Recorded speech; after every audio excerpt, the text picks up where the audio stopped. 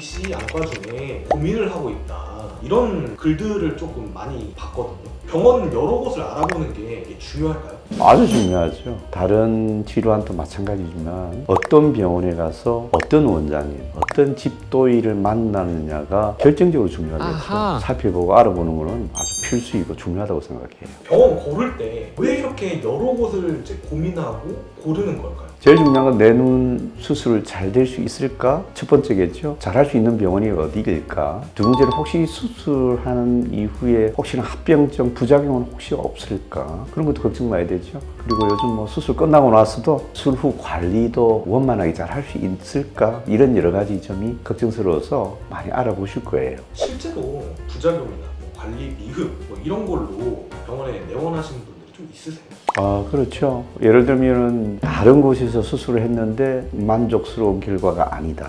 혹시 이거는 부작용일 것 같다라는 의문점 등등을 가지신 분들이 저희 병원에 간혹 한 번씩 오시죠. 또 큰 병원이 아닌 일부 작은 병원들은 개업했다 또 얼마 안 가서 폐업하고 개업했다 폐업했다는 그런 병원들이 꽤 많거든요. 수술을 했지만 경과 관찰을 위해서 가보면 이제 병원은 없어지고 폐업이 돼버리면 뭔가 관리는 받아야 되니 찾아오시는 환자분들 소소히 있죠. 사실 원칙적으로 이야기하면 내가 눈을 맡기고 검사하고 수술을 했던 원래 내 수술했던 병원에 가서 경과 관찰을 보는 게 가장 제일 좋죠. 왜냐하면 가장 내 눈에 관련되는 술전의 나의 눈에 대한 데이터 그리고 원장님의 어떤 기록 등등이 굉장히 중요하거든요. 그쪽 병원에 가서 경과 관찰하는 게 가장 중요하고 좋고요. 아까 말씀드린 폐업을 했던 점 기타 등등 할 때는 좀 더 알아보시고 괜찮고 좀 합리적으로 잘 하신다는 데를 찾아가서 경과 관찰을 꾸준히 이어가는 게 필요하죠. 다른 병원에서 오신 분인데 관리가 가능할까요? 아무래도 처음 갔던 그 원천 데이터를 가지고 있는 병원보다는 못할 가능성이 있겠죠. 그렇다 하더라도 지금 이 정도 상태의 결과가 나왔을 때 그전에 어떤 내용일 것이라는 것에 대한 경험적 내용과 데이터들이 많다 보니 그래도 어느 정도 충분히 진료를 보는 데는 문제가 없다고 생각합니다. 안과 의사가 말하는 스마일 안과 잘 고르는 방법 이게 있을까요? 있죠. 스마일 수술, 시력교정 수술의 핵심 3대 요소는요. 첫 번째, 사전정밀 검사. 두 번째, 수술을 하는 레이저 장비.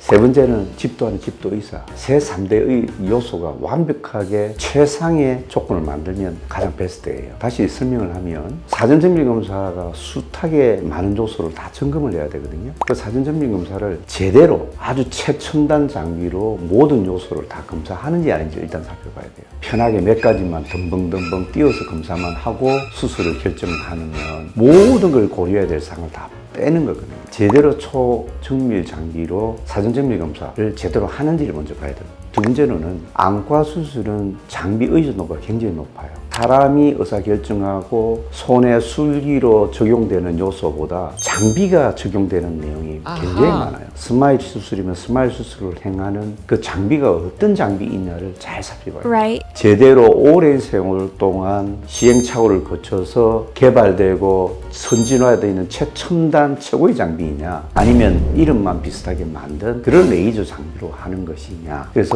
수술을 가하는 제대로 된 레이저 장비 있냐를 또 봐야 되고요. 세 번째로는 그 집도 의사 선생님이 얼마만 오랜 세월 동안 많은 수의 수술 환자를 경험하고 많은 데이터를 확보하고 있는 집도이시냐. 그 3대 요소를 잘 본다면 좋은 선택을 할 수 있죠. 유저들은 대부분 이제 인터넷으로 좀 검색을 하잖아요. 말씀해주신 거를 이제 판단을 하려면 병원에 방문을 해가지고 직접 상담받고 검사하고 해야 될 것 같은데 어느 정도 병원들을 압축해야겠죠. 그리고 그걸로 끝나는 것이 아니고 그 병원에 찾아가서 검사도 해보고 상담도 해보고 원장님 진료도 해보면서 과연 맞는지를 어느 정도 확신을 하는 그게 필요합니다.